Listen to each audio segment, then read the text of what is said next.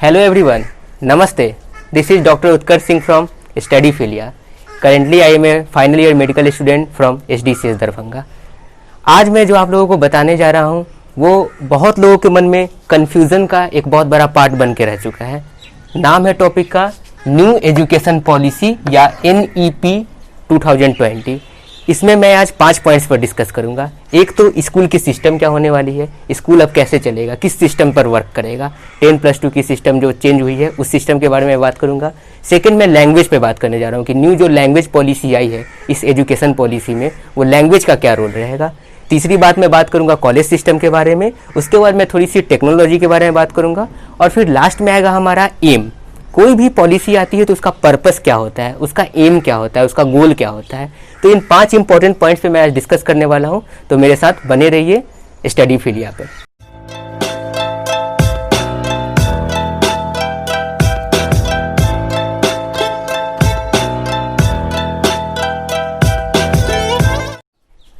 So guys शुरू करते हैं सबसे पहले स्कूल सिस्टम पे। उसके पहले एक छोटा सा इन्फॉर्मेशन आप लोगों को दे दूं कि ये न्यू एजुकेशन जो पॉलिसी है, अभी तक इंडिपेंडेंस के बाद इंडिया में बस 3 बार पॉलिसी आई है एजुकेशन की। एक बार 1968 में, सेकेंड बार फिर 1986 में और थर्ड टाइम अभी आई है 2020 में। तो फर्स्ट इसके टॉपिक पर मैं बात करने जा रहा हूँ जो है स्कूल सिस्टम, यानी कि विद्यालय कैसे चलेंगी। तो पहले जो विद्यालय का फॉर्मेट होता था ना वो 10+2 का फॉर्मेट होता था। मतलब कि आप शुरुआत के 10 साल पढ़ी, उसके बाद आप 10 साल के बाद एक बोर्ड दिए जो 10th क्लास में आपने दिया, और उसके बाद 11th-12th पढ़ने के बाद आपने 12th की बोर्ड्स दी। अब वो सिस्टम चेंज हो गया है। अब का जो फॉर्मेट है क्लास 12 तक का वो 5+3+3+4 इस फॉर्मेट पे काम करेगा। 5, 3, 8, 3, 11, 4, 15। तो 15 साल का फॉर्मेट कैसे हुआ, तो शुरू क्लास 1 के पहले की 3 साल की जो क्लासेज होंगी, केजी की क्लासेज जिसको कहते हैं, यानी किंडरगार्टन की क्लासेज होंगी, वो गवर्नमेंट स्कूल्स में आंगनबाड़ी में पढ़ाया जाएगा और प्राइवेट स्कूल में जैसा पहले से प्ले स्कूल में चलते आ रहा था वैसा चलेगा। और क्लास 1 और क्लास 2 का जो 2 साल होगा वो फाउंडेशन स्टेज का हिस्सा कहलाएगा। मतलब कि आंगनबाड़ी और क्लास 1-2 मिलाकर फाउंडेशन स्टेज। उसके बाद वाले स्टेज को कहेंगे हम लोग प्रीपेरेटरी स्टेज, मतलब तैयार करने का स्टेज होगा। ये 3 सालों का होगा, क्लास 3, क्लास 4 और क्लास 5। और उसके बाद का स्टेज होगा मिडिल स्टेज, ये भी 3 साल का होगा, क्लास 6, क्लास 7, क्लास 8। और सबसे लास्ट की जो स्टेज होगी वो सेकेंडरी स्टेज कहलाएगी, जो कि 4 सालों की होगी, क्लास 9 से लेके क्लास 12 तक। 9, 10th, 11, 12 टोटल 4 ईयर्स। पहले ये जो स्टेज था ना, ये सेकेंडरी स्टेज के बाद सीनियर सेकेंडरी स्टेज आता था। सेकेंडरी मतलब कि 9, 10th हो गई और सीनियर सेकेंडरी का मतलब होता था 11, 12। लेकिन अब ये सिर्फ सेकेंडरी स्टेज का हिस्सा रहेगा 4 साल, 9, 10th, 11th और 12th का। बेसिकली फाउंडेशन स्टेज में अपने आप को इंट्रोड्यूस करना, लैंग्वेज सीखना, इन्वायरमेंट को समझने पर फोकस रहेगा। प्रिपरेटरी स्टेज में लैंग्वेज की थोड़ी सी समझ होगी और भाषाओं का ज्ञान होगा और छोटे छोटे topic, science, technology, computer science, ये सारी चीज़ क्या होती है इसके बारे में इंफॉर्मेशन दिया जाएगा। और फिर मिडिल स्कूल और सेकेंडरी स्टेज का जो एग्जाम होगा वो ज्यों का त्यों चलेगा, जैसे चलते आ रहा वैसे चलेगा। एक बहुत बड़ा डायलेमा है लोगों के मन में। बहुत से स्टूडेंट्स ने मुझे कॉल किया, बहुत से स्टूडेंट्स का मैसेज आता है कि भैया ये चीज़ बताइए कि 10th का बोर्ड और 12th का बोर्ड अब होगा, दोनों होगा या कोई एक होगा या कोई नहीं होगा। तो ये डायलेमा पर आज मैं सबसे पहले आपको एक क्लियर कर देता हूँ बात कि बोर्ड एग्जाम्स दोनों होंगे। क्लास 10th की जो बोर्ड होती थी वो भी होगी, क्लास 12th की जो बोर्ड होती थी वो भी होगी। अब फर्क सिर्फ इतना रहेगा कि जो एजुकेशन का सिस्टम रहेगा वो आप 9th से अपने सब्जेक्ट को चूज कर सकते हैं। किसी को मेडिकल फील्ड में जाना है वो क्लास 9th में बायो चूज करके बायो की अच्छी से पढ़ाई करेगा, बाकी सब्जेक्ट उसे कम पढ़ने होंगे, उसका प्रेशर कम लगेगा। किसी को इंजीनियरिंग फील्ड में जाना है तो वो मैथ्स, फिजिक्स, केमिस्ट्री को क्लास 9 से चूज कर सकता है। कोई फिक्स्ड स्टेजेस नहीं रहेंगे। जैसे पहले क्लास 11th में क्या होता था, या तो आप आर्ट्स पढ़ सकते हो या साइंस या कॉमर्स। अब कोई क्लियर कट बाउंड्री नहीं रहेगी। आप अगर आर्ट्स का कुछ सब्जेक्ट पढ़ना चाहते हैं, कुछ साइंस का, कुछ कॉमर्स का, तो आप तीनों पढ़ सकते हैं। एक मेजर सब्जेक्ट आपको चूज करना होगा और कुछ माइनर सब्जेक्ट आप चूज कर सकते हैं। सिंपल लैंग्वेज में आपको अगर बताऊं तो एक मेडिकल की तैयारी करने वाला स्टूडेंट बायो के साथ साथ अगर वो चाहता है कि म्यूजिक पढ़े तो वो म्यूजिक भी सीख सकता है। एक कॉमर्स का स्टूडेंट जो अकाउंटेंसी पढ़ता है वो अगर चाहता है कि मैं ह्यूमैनिटीज के कुछ सब्जेक्ट्स पढूं, जैसे हिस्ट्री या जियोग्राफी में उसको इंटरेस्ट है, तो वो भी लेके पढ़ सकता है। मतलब अब स्टूडेंट्स अपने चॉइस के अकॉर्डिंग, अपने इंटरेस्ट के अकॉर्डिंग सब्जेक्ट चूज करेंगे और उन्हीं का उनको एग्जाम देना पड़ेगा। नेक्स्ट स्टेज में मैं बात करने जा रहा हूँ लैंग्वेज के बारे में। अब हम लोग बात करते हैं लैंग्वेज के ऊपर। लैंग्वेज मतलब किस भाषा में पढ़ाई होगी, ये भी कन्फ्यूजन है, बहुत बड़ा कन्फ्यूजन है। तो आज ये कन्फ्यूजन दूर हो जाएगा। क्लास 5th तक, यानी छोटे बच्चों को क्लास 5th तक जो उनका रीजनल लैंग्वेज है, जो उनका नेटिव लैंग्वेज है, नॉर्मल। अगर वो हिंदी बोलते हैं तो हिंदी में पढ़ाई, उड़िया बोलते हैं, बंगाली बोलते हैं, गुजराती बोलते हैं, तमिल बोलते हैं, उनके पर आप प्रेफरेंस छोड़ दें। आप वहाँ का रीजनल लैंग्वेज जो बच्चा प्रेफर करता है उसमें आप क्लास 5 तक उसको पढ़ने दें, सारे सब्जेक्ट उसी में पढ़ाई होंगे।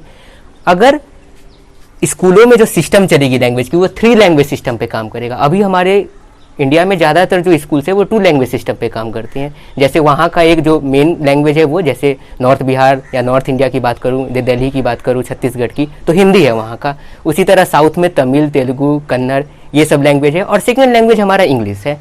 तो 2 लैंग्वेज सिस्टम पे काम हो रहा था, इसको अब 3 लैंग्वेज सिस्टम पे कर दिया गया है। इससे फायदा क्या होगा कि स्टूडेंट्स को उसी पढ़ाई के दौरान एक एक्स्ट्रा लैंग्वेज सीखने को मिल जाएगा। आप कोई सा भी लैंग्वेज लो, आपको उस समय जापानीज सीखना है, आप 3rd लैंग्वेज में अपना जापानीज रख लो। आपको संस्कृत में इंटरेस्ट है, आप 3rd लैंग्वेज संस्कृत रख लो। तीनों में से प्रेफरेंस के अकॉर्डिंग, एरिया के अकॉर्डिंग, उसके लिंग्विस्टिक के अकॉर्डिंग कि किस लैंग्वेज को फॉलो करते हैं, 3 लैंग्वेज प्रेफरली आप चूज कर सकते हैं। उसमें गुजराती, मलयालम, तमिल, तेलुगु, कोई भी foreign language, German, French, Britain का इंग्लिश, कुछ भी आप उसमें फॉलो करा सकते हैं। तो ये रहेगा लैंग्वेज सिस्टम। ये भी बहुत एक अपग्रेडेशन है इस न्यू एजुकेशन पॉलिसी का, जो कि मोस्ट वांटेड था और डिमांडेड था। तीसरी मैं चीज़ों पे बात करने वाला हूँ टेक्नोलॉजी पे। तो टेक्नोलॉजी की बात अगर करूँ तो बच्चों को शुरू से थोड़ी कोडिंग्स पढ़ाई जाएगी। क्लास 5 के बाद से उनको कोडिंग पढ़ाया जाएगा। 3rd से ही कंप्यूटर का एक बेसिक नॉलेज दिया जाने लगेगा, ताकि आने वाले समय में ये जो डेटा है, जो स्टोरेज हम लोग लिख के रखते हैं, कॉपी या बुक्स की बात, वो कोडिंग के लैंग्वेज में, जो भी जावा है या पाइथन है या जो भी स्क्रिप्ट है, वो कोडिंग के लैंग्वेज में बात होगी। इससे कोडिंग को, कंप्यूटर साइंस को और न्यूअर टेक्नोलॉजी को बढ़ावा दिया जाएगा।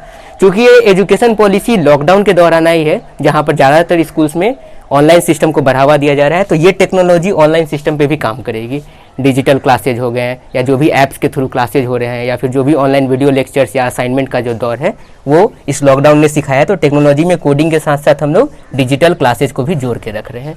तो ये थी कोडिंग के बारे में, लैंग्वेज के बारे में और टेक्नोलॉजी के बारे में। इसके बाद बचता है हमारा कॉलेज का क्राइटेरिया क्या रहेगा, कॉलेज का एजुकेशन सिस्टम क्या रहेगा, उस पर भी हम लोग बात करेंगे। अब कॉलेज सिस्टम के बारे में बात करते हैं कि कॉलेज में तो सबसे पहले आपने 12th कर लिया, 12th के बाद कॉलेज में एडमिशन के लिए क्या करना होगा। अब कॉलेज एडमिशन के लिए कॉमन एंट्रेंस एग्जाम होगी। जैसे पहले क्या होता था, दिल्ली यूनिवर्सिटी के लिए अलग टेस्ट हो रहे हैं, entrance test, Banaras Hindu University के अलग हो रहा है, AMU के लिए अलग हो रहा है, चेन्नई यूनिवर्सिटी के लिए अलग हो रहा है। उन सबको अब वैसे करने की ज़रूरत नहीं है। NTA यानी कि नेशनल टेस्टिंग एजेंसी को ये सौंप दिया गया है, ये बात बता दी गई है कि आपको एक कॉमन एंट्रेंस एग्जाम करवाना है। जो भी बच्चे 12th पास किए हैं वो एक बार उस एग्जाम में बैठेंगे, और पूरे ऑल ओवर इंडिया लेवल पर एक ही एग्जाम होगा। उस एग्जाम के अकॉर्डिंग जो भी अच्छे कॉलेजेज है, टॉप के कॉलेज आपके मेरिट लिस्ट के अकॉर्डिंग आपको इनरोल कर दिए जाएंगे, आप उसमें एडमिशन लेके पढ़ सकते हो। तो एक तो ये बहुत अच्छी बात हो गई, बहुत अच्छी खबर हो गई कि अलग अलग एडमिशन टेस्ट, एंट्रेंस टेस्ट से आप बच जाएंगे। अगर ग्रेजुएशन की मैं बात करूँ, आपने जिस भी फील्ड में ग्रेजुएशन में इनरोल कराया, तो अब ग्रेजुएशन 3 साल का नहीं होकर 4 साल का होगा। लेकिन इस बात को समझने की ज़रूरत है। ऐसा नहीं है कि आप अगर 3 साल में चाहेंगे तो आपको डिग्री नहीं दी जाएगी, आपको 3 सालों में भी डिग्री दे दी जाएगी। लेकिन अगर आपको फिर से उसी फील्ड में पोस्ट ग्रेजुएशन करना है, उसी सब्जेक्ट को लेके, तो आपको 4 साल का डिग्री करना होगा। उसमें आएगा डिग्री विथ रिसर्च। तो मैं शुरू से बताता हूँ, अगर आपने फर्स्ट ईयर में ही पढ़ाई करी ग्रेजुएशन की और वहीं पर आपने ड्रॉप कर दिया, तो आपको एक सर्टिफिकेट मिल जाएगा, इसको सर्टिफिकेट कोर्स कहते हैं। आपको फिर कभी 2 साल के बाद फिर उसी फील्ड में अगर आपको ग्रेजुएशन करने का मन है, तो आपको डायरेक्ट सेकंड ईयर में एडमिशन मिलेगा। ये बहुत अच्छी बात होगी। पहले क्या था कि आपने फर्स्ट ईयर पढ़ के ड्रॉप किया तो आपकी साल बर्बाद, आपका सब कुछ बर्बाद, आपका पैसा बर्बाद। अब ऐसा नहीं होगा। आपने 1 साल पढ़ाई की, 2 साल आपको मन है कि कहीं मैं जॉब कर लूँ, कुछ पैसे कमा लूँ, आप जाके जॉब कर लीजिए, आपको सर्टिफिकेट मिल जाएगा पहले साल का। सेकेंड ईयर में आप सीधे सेकेंड ईयर में इनरोल करा सकते हैं। वही कहानी आप अगर 2 सालों के बाद ड्रॉप करना चाहते हैं तो आपको डिप्लोमा की सर्टिफिकेट मिल जाएगी। आप अगर 3 साल के बाद किसी गवर्नमेंट जॉब में जाना चाहते हैं तो आपको ग्रेजुएशन का डिग्री मिल गया, आप अपना जॉब कीजिए जाके, आपको कोई ज़रूरत नहीं है 4th ईयर करने की। ध्यान रखिएगा, ये बहुत कम लोग समझते हैं। अगर आप 3rd ईयर में डिग्री करना चाहते हैं, डिग्री लेकर जॉब करना चाहते हैं, आप बेझिझक जाइए, आप खुशी खुशी जाइए, कोई नहीं रोकने वाला आपको। 4th ईयर में अगर आपको पोस्ट ग्रेजुएशन करना है तो आपको 4था साल करना पड़ेगा, जिसका नाम है डिग्री विथ रिसर्च, यानी कि थोड़ा सा रिसर्च पे फोकस किया जाएगा आपको। अब देखिए, ये 4था साल तो बढ़ गया, तो आपको लग रहा होगा कि ग्रेजुएशन अब 4 साल का हो गया, यार पहले कितना अच्छा 3 साल का था। तो देखिए, इसका एक फायदा भी है। आपको पोस्ट ग्रेजुएशन करना था, इसलिए आपने 4थी साल में इनरोल कराया था, तो आपको पोस्ट ग्रेजुएशन में देखिए क्या हुआ, 1 साल। पहले जो पोस्ट ग्रेजुएशन 2 सालों का होता था, अब वो 1 साल का हो गया। तो यानी यहाँ का मैनेजमेंट आपको यहाँ हो गया, टाइम बच गया, टाइम सेव हो गया। तो अगर आपने यूजी 4 साल की करी है तो आपको एक ही साल में पोस्ट ग्रेजुएशन की डिग्री मिल जाएगी। अगर आपने यूजी 3 साल वाली करी है, फिर आपको कभी पोस्ट ग्रेजुएशन करने का मन किया, आप जॉब छोड़ कर आए या आपको अब जॉब करने का मन नहीं है या आपको जॉब नहीं मिल पाया, तो आप आइए ना, फिर से पोस्ट ग्रेजुएशन कीजिए। बस 2 साल करना पड़ेगा। ये जो 1 साल आपने पहले छोड़ दिया था वो भी इसमें इनरोल हो जाएगा। अब सबसे बड़ी बात क्या है, लोग कह रहे हैं कि एमफिल क्या है, अब एमफिल नहीं हुआ क्या? तो जी हाँ, ये बात सच है।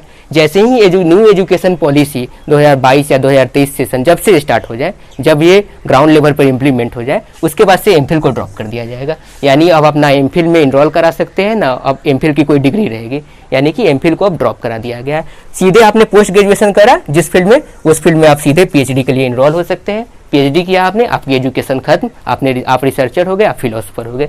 तो ये थी कॉलेज सिस्टम। रही बात टीचर्स की, तो टीचर्स के रिक्रूटमेंट के लिए 2030 तक क्लियर कट एक प्रेजेंटेशन दे दिया गया है कि जो टीचर्स बीएड इंटीग्रेटेड प्रोग्राम में इनरोल्ड होंगे वही टीचिंग करा सकते हैं। हाँ, उनका लेवल अलग अलग है। अगर आप प्राइमरी टीचर हो तो आपको बीएड की 2 साल की वाली डिग्री भी काम आएगी, डीएलएड भी हो सकता है काम आए। इस पर अभी कोई क्लियर कट डिसीजन नहीं आया है। तो टीचर के रिक्रूटमेंट के लिए भी इस पर डिसीजन आई है।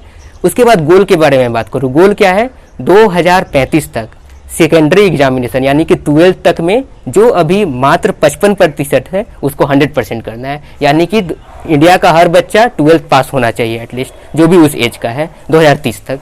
और हायर एजुकेशन की बात की जाए, ग्रेजुएट की या पोस्ट ग्रेजुएट की, तो अभी वो 26% है। याद रखिए 26% है हायर एजुकेशन। इस 26% को बढ़ा के 50% करना है। और कब तक करना है? तो 2035 तक, यानी कि अगले 15 सालों में। ये डेटा बस 14% का है, इसका मतलब ये नहीं समझिए बहुत बड़ा डेटा है। 1947 के बाद से अभी तक मात्र 26% हुआ है उतने सालों में, और 15 साल के अंदर इस 26 को 50% से ऊपर करने का इरादा है। तो ये न्यू एजुकेशन पॉलिसी बहुत ही विजनरी पॉलिसी है, स्टूडेंट्स को समझ में आना चाहिए।